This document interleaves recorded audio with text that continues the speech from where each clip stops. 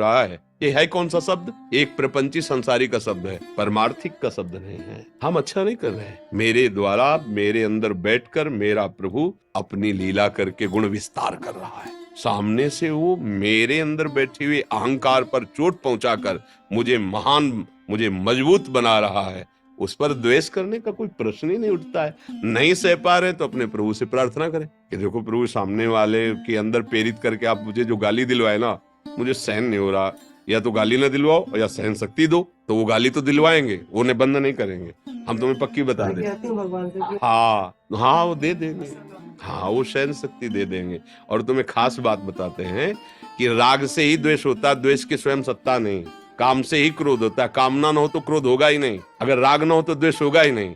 तो पहले राग का भोग करते हैं हम, सुखद भावना, फिर दुखद भावना जबरदस्ती भोगनी पड़ती है। ये सिद्धांत है। अगर हम राग ही किसी से ना करें तो कभी द्वेष नहीं होगा। राग की उपज है द्वेष, काम की उपज है क्रोध। देखो गीता जी में कामा संजायते क्रोधा, क्रोधा स्मृति विभ्रमा, स्मृति भ्रंशात बुद्धिनाशो, बुद्धिनाशात प्रणश्यति। कामना की पूर्ति में लोभ का प्रादुर्भाव हो जाता है। सबका मूल कामना है। ये हम इसके साथ इतना सुंदर व्यवहार कर रहे हैं, ये हमारे साथ प्रतिकूल व्यवहार क्यों करता है? नहीं करना चाहिए, ये कामना है। कर्तृत्व और भोक्तत्व भाव अज्ञानी का होता है। जब तक ये अज्ञान रहता है तो क्षोभ, हर्ष, शोक, भय, ये द्वंद्व सताते रहते हैं। और ऊपर उठो, खूब नाम जप और बढ़ाओ। जैसे हम नाम जप निरंतर करने का अभ्यास करेंगे तो वैसे वैसे हमारी सामर्थ्य हृदय की बढ़ती चली जाएगी। अरे फिर इन सब, एक पागल आदमी अभी खड़ा गाली दे, ईंट मारे, आप क्या करोगे? अपने को बचाओगे और भागोगे, उसको मारोगी थोड़ी।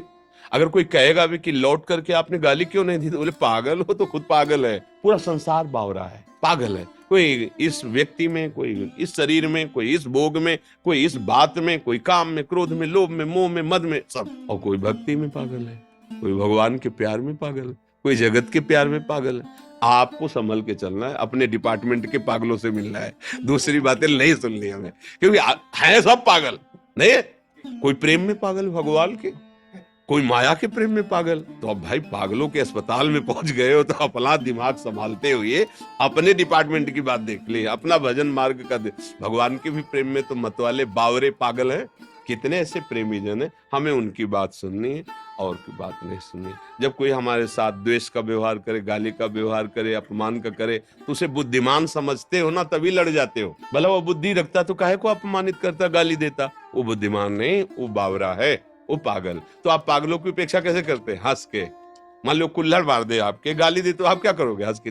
दूसरा आदमी अगर आपसे कहे आपने मारा, अरे यार खुद वो पागल है आदमी, तो खुद वो दया का पात्र है जो गाली दे रहा है, बेचारा बुद्धिहीन, माया से ग्रसित वैसे ही जल रहा है। तुम्हें उसको डांटने की जरूरत, तुम अपने मार्ग में पुष्ट बनो, आगे बनो। अगर अध्यात्म की बात समझो तो, संसार की बात है तो लड़ जाओ, जैसे वो वैसे ही तुम, और दोनों जाओ। जब आपको ऊपर केस चलेगा फिर दोनों ऐसे पूरा जीवन बर्बाद करो। देखो, हमने एक जेल की सजा भोग कर आए हुए व्यक्ति से बात की। हमारा बचपन में स्वभाव था कि जैसे पागल है या कोई कुछ विशेष है तो हम उससे जरूर मिलते थे। राह चलते जैसे गंगा किनारे भ्रमण, और उसके बाद 10-20 मिनट समय देते थे, उसकी मानसिकता को पढ़ते थे। तो वो जब हमें मिले तो उन्होंने दिखाया कि देखो मेरी अंगुलियों में ऐसे वो कील गाड़ी गई, ऐसा ऐसा, और बहुत पीड़ा दी गई। फिर मुझे सजा हुई, 10 वर्ष की सजा भोग कर आया। तुमका आपका अनुभव? बोले यहाँ 5 जूते रोज सुबह कोई मार दे तो सह लेना चाहिए, पर कभी जेल जाने वाला आचरण नहीं करना चाहिए। उसके मुख की बात कि यहाँ 5 जूते रोज कोई मुझे मार ले तो सह जाना चाहिए, लेकिन जेल जाने वाला आचरण नहीं करना चाहिए। वो आदमी जो ऐसा अपराध किया, उसका अनुभव देखो। बोला ना, अगर वही बात अगर आप सह जाओ यहाँ तो जेल नहीं जाना पड़ेगा और आपकी स्थिति उठ जाएगी, आपके पाप कर्म नष्ट हो जाएंगे। जैसे आपको कोई गाली दिया, आप सह गए तो आपका पाप कर्म नष्ट हो गया,